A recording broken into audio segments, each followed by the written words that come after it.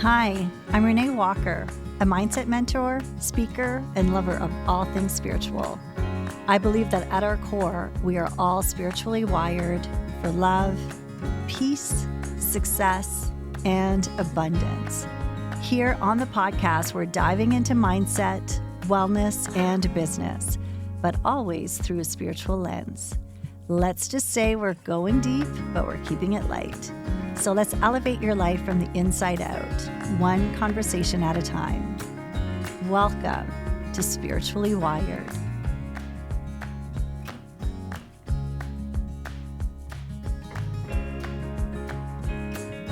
Welcome to Spiritually Wired. I am coming to you with a free flow episode, which means that I've not really planned the episode other than showing up and really being open and willing to share with you what is happening, what I am working on right now, what are the areas that maybe I'm feeling where I need to work on. Let's just put it that way. And I'd say that, we were at the beginning of the year. And so that means there's been a little bit more time to really reflect on where I'm at and where I want to focus on in this new year. What does 2025 look like, and what do I want it to look like? So I like to bring a lot of intention when I begin the new year. Sometimes I find it challenging to follow, to really sort of like be in a space of staying with it. That's maybe something that I'm working on. But for now, it's interesting because one of the things that I really noticed is I could feel myself definitely by December, but I could just feel that my energy was starting to get depleted and that I definitely needed some time to recharge. So the holiday sort of came at a good time to, be able to sort of push pause in my business and to give myself a little bit more time and space to rest. Although, as we all know, it's not like the holidays are necessarily relaxing. Although I have to say that for us, they sort of were a little bit more because we just intentionally didn't organize big things. We really spent the time just with family and made an effort to really be more quiet. And so that was helpful. I gave myself permission to sleep in. And that was also nice, and sort of just see where the days led. So I really felt that I needed that. And in the quiet, in the more sort of rest, is where you become more clear. You've got to be in that being place, right? And that's the part, is that we can so often sort of be in this treadmill, or feel like we're on this treadmill and we're just going from one place to another, and we're doing and doing and doing. And it's difficult to find clarity from that place. So the rest over the holidays was like a great time to really check in and to be like, okay, what do I need? And the sort of like theme that kept coming up was just more space. More space in the sense of committing to fewer things and just being okay with the discomfort in that. So one thing that I've learned about myself is that I am a multi-passionate person. And I'm sure if you're listening to this podcast, I'm going to assume that you relate to this in some way, but I found that for years I sort of would judge myself and think that, I should have this one thing that I'm doing. And that the fact that I was interested in so many things just meant that I haven't figured out what it was that I wanted to do. So I always sort of, there was like this judgment piece around it. And then I learned the term multi-passionate. I'm like, oh my goodness, that's exactly how I relate, is that I thrive when I get to do different things. The idea of like, the in marketing, we always talk about like niching down, like make sure you've got like just this one thing that you do and you're clear and you serve this one audience. And I've always struggled with that because to me, the idea of doing the same thing all day, working on, just, doing this one thing just feels very heavy. I love freedom. Like freedom has always been one of my top values. And so to me, I love the idea of being able to do different things in my life that equally sort of light me up, but just in different ways. So when it comes to work, for instance, in the business that I've created, I love the fact that there is a virtual component, right? With the spiritually wired membership, teaching meditation mindset. Okay, that's one thing, but I also love my in person and being able to, I just had a meditation circle last night. And so being in a group of women in person and doing a long meditation, I love that. Love the idea of being able to, not the idea of the fact that I actually do energy healing and I don't book a lot of sessions one on one with people, but I do, and I offer certifications and I do some one on one coaching. And to me, it's the opportunity to serve in different ways that I know have been impactful for me.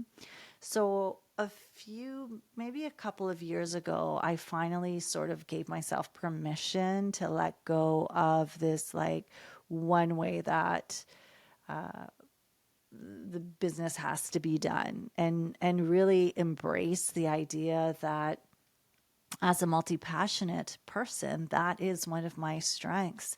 And I think the fact that I can draw on different ways of healing and learning and teaching is, supports the work that I'm doing, supports the people that I'm able to help in the process. And I see so many women that are the same. Like it's like the idea of just bringing ourselves down to this one thing just doesn't feel right. It almost feels like suffocating. So embracing the multi-passionate side was huge. And I remember actually, I won't go too much into it, but it was this interview that I listened to with Oprah and Liz Gilbert. So the author of Eat, Pray, Love, who I absolutely love. And it was like it's an old one. I can't. I'm gonna try to link to to link it in the show notes, but to be honest, I'm not even sure if I can find it. So in this episode, she talked about how she recognized that there are two different types of people. There's like the hummingbirds and the woodpeckers. And the woodpeckers are the people that sort of have this one passion and they are just happy. They thrive when all they can do is that one thing. And we see that in like painters and writers and, you know, professionals or, just people that have this one passion, whatever it may be. They just love it and they can spend if they could spend all their time doing that one thing, they would. And that is what brings them joy. And then you have the hummingbirds, and the hummingbirds are the ones that are now the word that I use is multi-passionate. They're the ones that are, happy and thrive when they can do a little bit of this and a little bit of that. And they are curious and they want to explore and try new things. And that is what lights them up. And I do believe we sort of like the woodpeckers are the ones that we tend to really, you know, value in some ways, and we're just like, wow, like he's such a hard worker, or we see sort of like the results of it, which is incredible. But the thing is, if we're judging ourselves or we're trying to compare ourselves to the woodpeckers when our nature is more one to be curious and to want to try new things and to serve in different ways, then we're always falling short. So, a little side note to that. Anyhow, when I heard that, it was like this big, huge revelation, and it gave me sort of permission to embrace who I am. And that has been part of what I love. Like when we do work, where I will ask people, in some of the workshops that I do or classes where I'm like, okay, describe your ideal day, or just take a moment and visualize what your ideal day is. For me, it is being able to use some of the different tools that I have. And I see myself being able to do different things. Maybe there's a coaching session in there, there's a podcast recording, there is a class teaching. Like, those are all of the different things that I love to do. And when I can have a day where I get to experience a few of them, I love it. Now, the flip side to that, and there is a flip side, because I did say that, what I am working on is the fact that because I get excited and I'm very curious about so many different things, and I love the variety in the different ways. What can sometimes be challenging is that I will say yes to different things. And I have to be very aware. And I do try to be very mindful and to set some boundaries. But sometimes I can really realize, and this is what happened at the end of the year, I was like, okay, this was a lot, and maybe beyond my zone of genius or excellence. I was sort of doing, committing to too many things where I felt now I was depleted. And this is a way, it's sort of like when you think of energetically, one of the great questions to ask yourself is like, what fuels you and what drains you? And so to me, it's like, if I'm asking myself, so the work that I do fuels me, but this is where being mindful, I can recognize that, okay, when it starts to drain me, it's because now my equilibrium, the balance around it, has tipped over.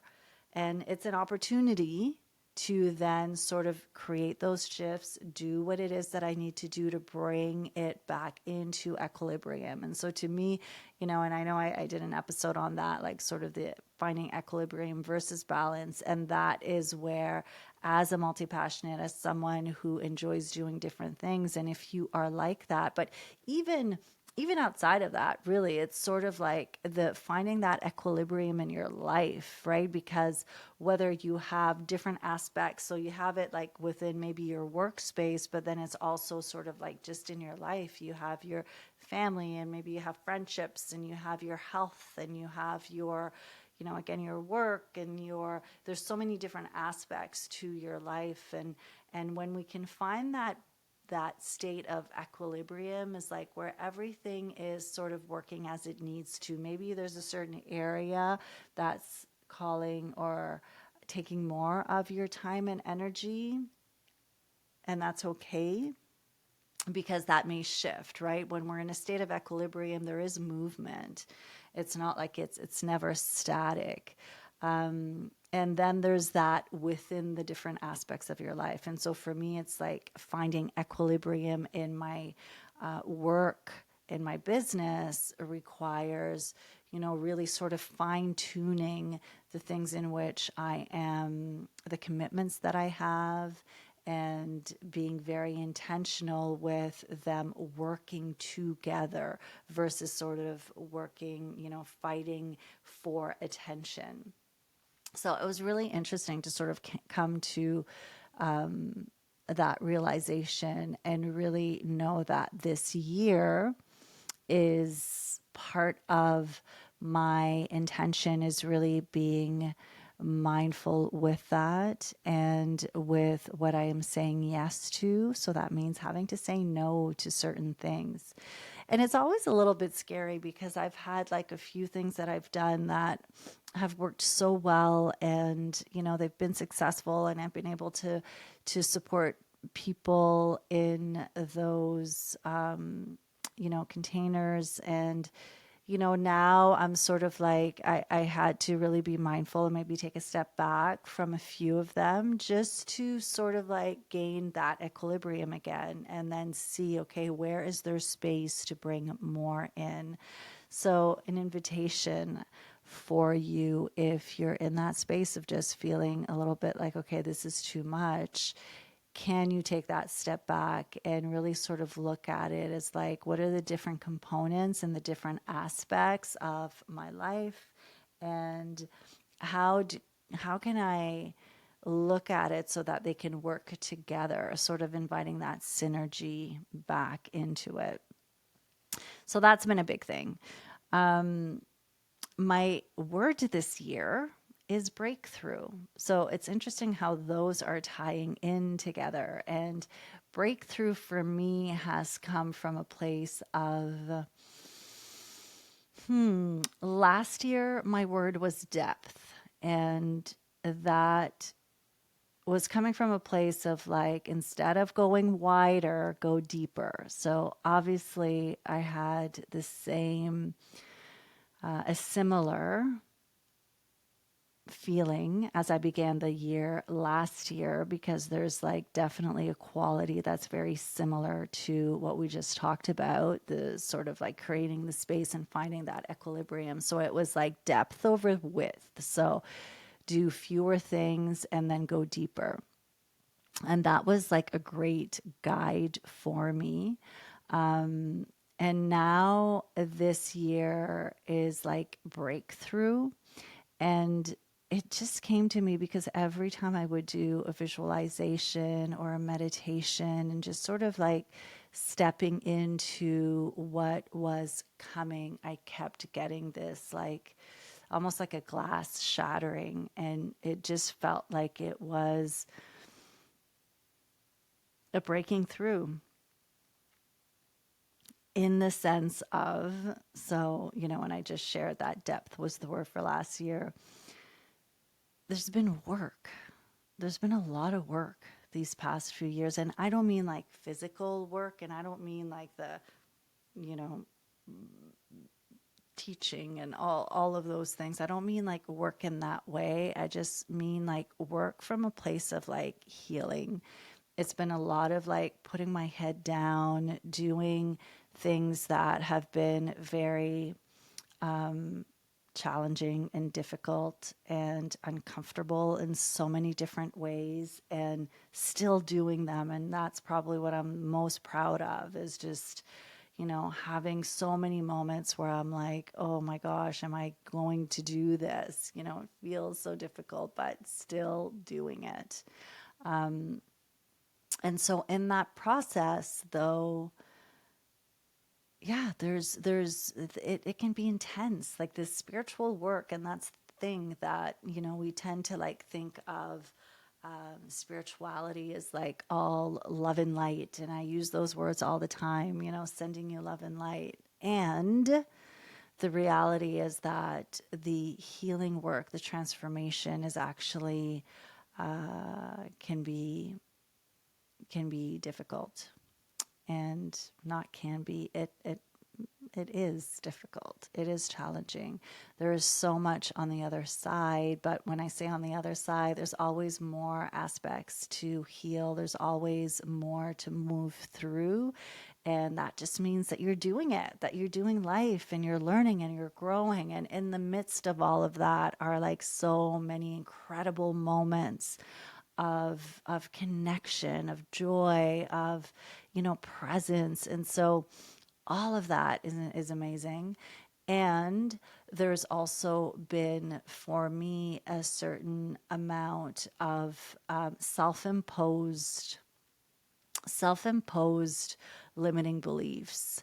And I've recognized them. I've moved through some of them. But I believe that this word breakthrough, why it's coming to me, is because this is the energy I'm inviting of like not working to move through the limiting beliefs, but just shattering them, like just being like, okay, it's gone. And there was like this shift this year. I had this like major breakthrough, in the sense that I, and I don't know, again, like, is it just the, the age that I'm at? But I really sort of came to this place of like, why, why do I still, why do I still have some of those beliefs that don't even make sense? And there was this moment of just being like, enough. Like, I guess that was it. It was like, just enough.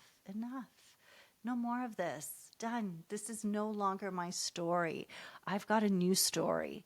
And every time you choose the new story, like, this is where you're just banging against. And I know that it's just like, I feel it breaking through. So that's another thing that's been showing up. And, it's interesting. I had a few people in the beginning, I was sort of like feeling shy about sharing my word because it felt like, oh, look at me, I'm having a breakthrough. And now I'm like, no, yes, you want to know my word? It's breakthrough.